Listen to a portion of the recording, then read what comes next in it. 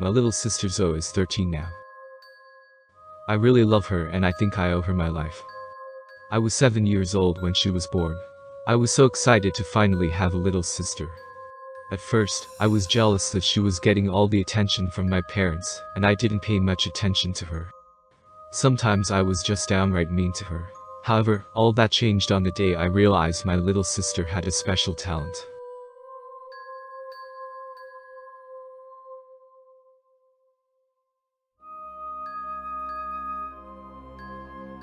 We were sitting on the couch, watching TV, when Zoe suddenly said, "Daddy isn't coming home."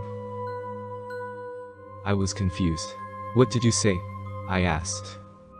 "Daddy isn't coming home," she repeated. I was quite unnerved by this and tried to question her further, but she wouldn't say anything more. About half an hour later, the phone rang. When I answered, there was a police officer on the other end and he sounded gravely serious. He explained that there had been a traffic accident. My mother was in hospital with relatively minor injuries. But my father had not been so lucky. He died on the way to the hospital. The next few hours were a blur.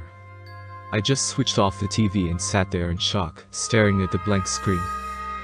I was numb. They said Zoe was too young to grasp the situation, but she understood that Dad was gone and he wasn't coming back. Almost a year later, there was another incident. It was a nice, warm summer day, and Zoe and I were in the park. Zoe was playing on the grass when, all of a sudden, she stopped and pointed at something. "There's a bad man over there," she said. "We need to go." When I looked in the direction she was pointing, I saw a man nearby. He was dressed in a gray hooded sweatshirt.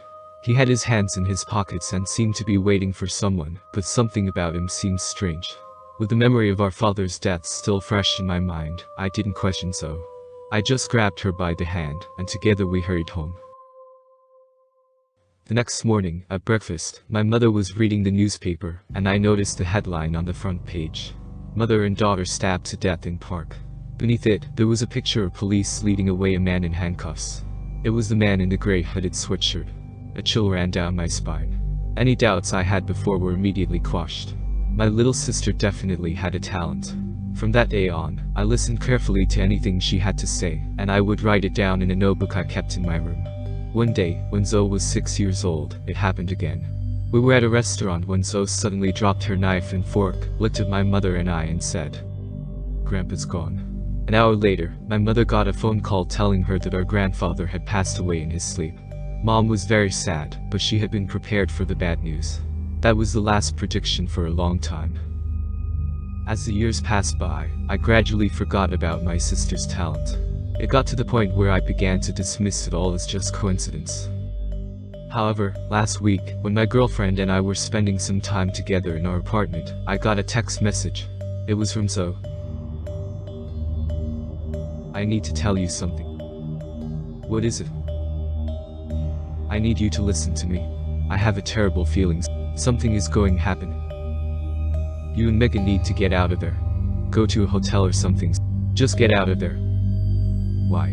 What's going on?" "I don't know. I told you what I know.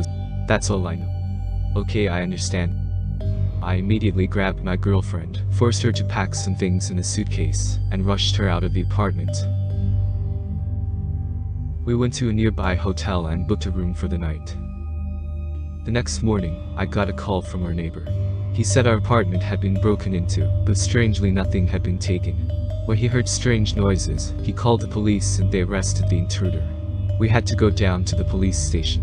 Apparently Megan's mentally unstable ex-boyfriend had broken into our apartment.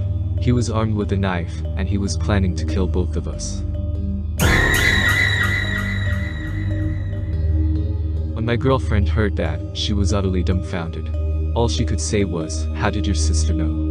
Without Zoe, we would both probably be dead. It still haunts me. Nobody else believes it, and even my girlfriend is still skeptical. But I know what happened. My little sister has a talent.